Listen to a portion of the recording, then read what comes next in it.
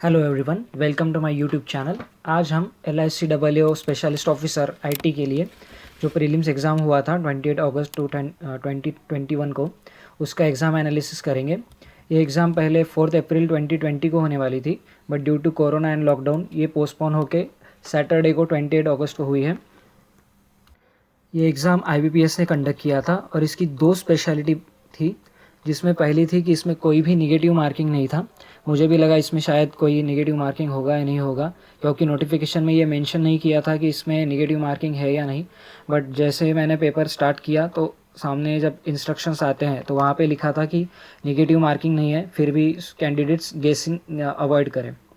तो पहली ख़ास बात थी कि ये निगेटिव मार्किंग नहीं था, और दूसरी ख़ास बात ये है कि इसमें pre notified minimum qualifying marks थे। नॉर्मली कैसा होता है कि IBPS की कौन सी भी एग्ज़ाम हो, उसमें sectional cut off based on students performance decide होता है, बट इसमें उन्होंने नोटिफिकेशन में ही प्री नोटिफाइड दिया था। जैसे कि रीजनिंग का था 18 मार्क्स, इंग्लिश का था 10 मार्क्स और कॉन्ट का था 18 मार्क्स। मतलब टोटल आपको रीजनिंग में 35 क्वेश्चन है, 35 मार्क्स है, और उसमें मिनिमम आपको 18 मार्क्स लाने ही हैं। टोटल क्वेश्चंस थे 100, बट जो टोटल स्कोर होगा वो 70 आउट ऑफ किया जाएगा, क्योंकि इंग्लिश का जो पेपर था उसके मार्क्स काउंट नहीं होंगे। मिनिमम उसमें 10 मार्क्स अगर आप लाते हो तो आप एलिजिबल हो आउट ऑफ 70 मार्क्स के लिए। तो सीक्वेंस से स्टार्ट करते हैं। पहले रीजनिंग शुरू हुआ, जिसमें टोटल 35 क्वेश्चंस थे और 18 मार्क्स क्वालिफाइंग था। 3 पजल्स आई थी। पहला था सीटिंग अरेंजमेंट, जिसमें 8 पर्सन्स थे और सिंगल लीनियर रो था, और कुछ नॉर्थ में फेस कर रहे थे, कुछ साउथ में फेस कर रहे थे। तो टोटल 8 पर्सन्स थे, उसमें से कुछ नॉर्थ में थे, कुछ साउथ में थे। कुछ नॉर्थ में देख रहे थे, कुछ साउथ में देख रहे थे। दूसरा पजल था कैलेंडर शेड्यूलिंग, जिसमें 10 पर्सन्स थे, और जो जनवरी, मई, जून, सितंबर, दिसंबर में बॉर्न हुए थे 2 डेट्स को, 8 और 18 और 27, तो उन्होंने उनको अपने को अरेंज करना था। तीसरा पजल था 9 पर्सन्स वर्किंग इन 3 डिपार्टमेंट्स। एक था मार्केटिंग, दूसरा प्रोडक्शन था और ऑपरेशंस था तीसरा। इसमें कंडीशन दिए थे कि एटलीस्ट 2 पर्सन्स एक डिपार्टमेंट में होने चाहिए और at max 4 in each department होनी चाहिए। तो मुझे ये पज़ल काफ़ी ट्रिकी लगा, और इसमें निगेटिव सेंटेंसेस ज़्यादा थे, जैसे कि ए मार्केटिंग में नहीं है, फिर बी उसके साथ नहीं है, के उसके साथ। तो मतलब 5 to 6 लाइन थे और सभी निगेटिव सेंटेंसेस थे। उसके बाद 3 पज़ल होने के बाद मिसलेनियस टॉपिक्स थे। उसमें एक था कि एक फ्लिशरली आपको वर्ड दिया है, जिसमें अपने को नॉर्मल अल्फ़ाबेटिकल ऑर्डर काउंट करना था, बैकवर्ड फॉरवर्ड। उसके बाद एक वर्ड और दिया था स्पार्क शाइन करके। इसमें से अपने को वोवेल को एक लेटर फॉरवर्ड करना है, और कॉन्सोनेंट्स जितने भी है उनको एक लेटर बैक करना है। तो जो भी नया वर्ड फॉर्म होके आएगा उसमें कितने लेटर्स रिपीट हैं। तो स्पार्क शाइन्स का वर्ड बनता है ROBQJRGJMF, और उसमें R ट्वाइस आता है, तो एक ही लेटर इसमें डबल आया, तो ऑप्शन 1 था। और फिर इनक्वालिटीज़ पूछी गई थी, जो नॉर्मल इनक्वालिटीज़ थी, कोडेड इनक्वालिटीज़ नहीं थी। उसके बाद डायरेक्शन डिस्टेंस का क्वेश्चन था, जो काफ़ी मतलब घुमाया गया था, north south, south north, left right, ऐसा। उसके बाद सिलॉक्स के क्वेश्चंस थे 5, ओनली अ फ्यू के ही थे। और एक क्वेश्चन था find odd one out. 3 letters का एक वर्ड दिया था, और जिसमें अपने को एक वर्ड फाइंड आउट करना है। रीजनिंग के बाद इंग्लिश सेक्शन शुरू हुआ, जो क्वालिफाइंग नेचर का था। इसमें आप कम से कम अगर 10 मार्क लाते हो तो आप क्वालिफाई हो, इसके मार्क्स काउंट नहीं होने वाले। एक ट्रेडिशनल सेंटेंस बेस्ड पैराजम्बल्स आया था, 5 सेंटेंसेस दिए थे, जिसमें अपने को अरेंज प्रॉपर करना है। एक स्टोरी टाइप ही थी। एक गैम्बिया नाम की कंट्री है, जिसमें काफ़ी ज़्यादा नेचुरल रिसोर्सेस हैं, वास्ट लैंड एरिया है कंपेयर टू इंग्लैंड। फिर भी उन्हें गैम्बिया की इकोनॉमिकल कंडीशन ठीक नहीं है, लो इन GDP। तो ऐसे वो सेंटेंसेस थे, 5 सेंटेंसेस। और फिर पूछा था कि फर्स्ट सेंटेंस कौन सा, फिफ्थ सेंटेंस कौन सा, थर्ड सेंटेंस कौन सा। उसके बाद पैसेज आए थे, एक जिसमें आर्टिफिशियल लाइट के बारे में था, कि artificial light human sleeping cycles को अफेक्ट करती है। बट एक स्टडी कंडक्ट हुआ अर्जेंटीना और सियाटल कॉलेज में, जिसमें ये पाया गया कि आर्टिफिशियल लाइट के अलावा जो लूनार लाइन है, अपना मून लाइट, तो वो भी स्लीपिंग साइकिल स्लीपिंग साइकिल उसकी वजह से भी अफेक्ट होती है। ये पैसेज के ऊपर फिर 8 से 10 क्वेश्चंस थे, नॉर्मल क्वेश्चंस थे, इजी थे। उसके बाद एरर डिटेक्शन आया था। एरर डिटेक्शन में फाइंड करेक्ट सेंटेंसेस आया था, मतलब एक क्वेश्चन में आपको 5 सेंटेंसेस दिए हैं जिसमें आपको 5 सेंटेंस में से एक सेंटेंस करेक्ट होगा, वो करेक्ट सेंटेंस ही आपका आंसर है। तो ऐसे 5 क्वेश्चंस थे और 5 क्वेश्चंस में हर क्वेश्चन में 5 सेंटेंसेस, ऐसे 25। तो ये मुझे थोड़ा टाइम कंज्यूमिंग लगा क्योंकि हर क्वेश्चन में आपको 5 सेंटेंसेस रीड करना है, फिर उसका करेक्ट कौन सा है वो फाइंड करके टिक करना है। अगर ट्रेडिशनल वे में एरर डिटेक्शन होता था तो ईजी रहता, बट ये ऐसा थोड़ा टाइम कंज्यूमिंग था। फिर उसके बाद वर्ड स्वैप आया था। वर्ड स्वैप मतलब नॉर्मल बी के जगह पे ए है क्या, ए के जगह पे B, A B C C V, वो इजी था। फिर एक क्लोज टेस्ट था, वो भी इजी था।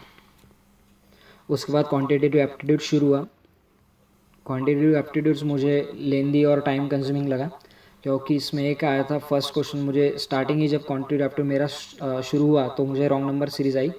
और रॉन्ग नंबर सीरीज़ में हर बार नॉर्मली कैसा होता है 5 to 6 नंबर्स देते थे, उसमें से हम डिफरेंस वगैरह वो फाइंड आउट करते थे कि रॉन्ग कौन से। पर इस बार उन्होंने 8 to 9 नंबर्स थे और हर नंबर निकालने के टाइम पे डिफरेंसेस थे और मल्टीप्लिकेशन थे, तो वो थोड़ा टाइम ज़्यादा लगा और ट्रिकी था। तो मैंने एक दो करने की कोशिश की पर मुझे नहीं जमा, तो मैंने स्किप करके नेक्स्ट अप्रोक्सीमेशंस आए थे, वो काफ़ी इजी थे, तो मैंने वो 2 मिनट में पूरे पाँचों के पाँचों कर दिए। फिर उसके बाद केसलेट डी आई आया। केसलेट डी आई में ये दिक्कत थी कि मैंने प्रैक्टिस तो घर से करके गया था, बट वहाँ पे जाके एकदम लैंग्वेज डिफ़िकल्ट हुई थी और मुझे मतलब समझ में नहीं आ रहा था कि ये वेन डायग्राम है या टेबल बेस है, मतलब सॉल्व करने के टाइम पे। और वैसे भी मैं रॉन्ग नंबर सीरीज़ का शायद मुझ पर प्रेशर होगा, तो वो केसलेट डी आई मुझसे नहीं बना। फिर उसके बाद डेटा इंटरप्रिटेशन चालू हुआ।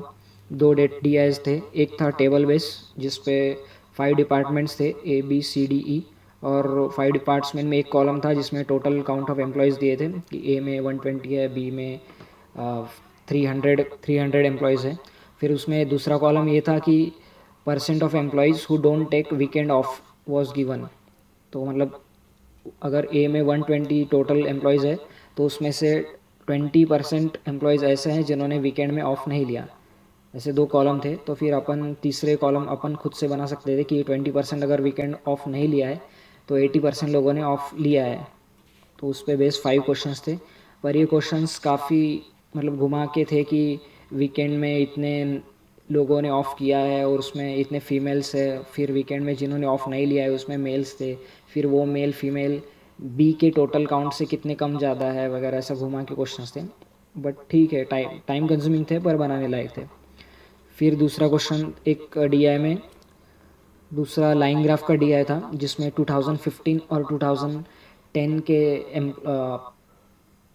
एम्प्लॉयज़ या पीपल कुछ दिए थे और बेस ऑन उनके कैलकुलेशंस थे, तो वो इजी था।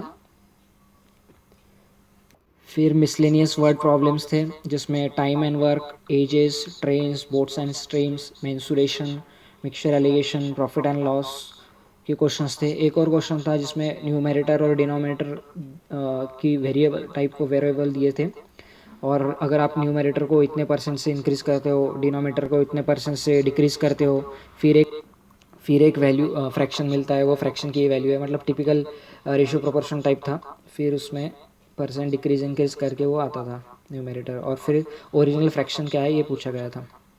तो ये तीनों सेक्शन थे, रीजनिंग, इंग्लिश और क्वांट। ओवरऑल एनालिसिस की बात करें तो मुझे रीजनिंग ईजी लगा, जिसमें वो सिर्फ एक डिपार्टमेंट पजल जो था वो कन्फ्यूजिंग था क्योंकि उसमें निगेटिव सेंटेंसेस ज़्यादा दिए थे। क्वांट ठीक ठाक था, कैलकुलेटिव था, टाइम कंज्यूमिंग था, और इंग्लिश भी इजी था, बस उसमें वो करेक्ट सेंटेंसेस जिसमें टाइम ज़्यादा लगा मुझे कि 5 सेंटेंसेस पढ़ना है, फिर उसमें बाद में एक करेक्ट सेंटेंस ढूंढना है।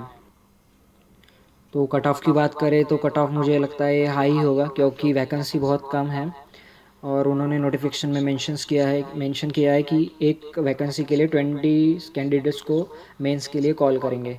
तो मेरे जनरल कैटेगरी के लिए AAO IT के लिए 20 वैकेंसीज थी, तो 20 × 20 तो 400 लोगों के लिए 400 लोगों को मेंस के लिए बुलाया जाएगा।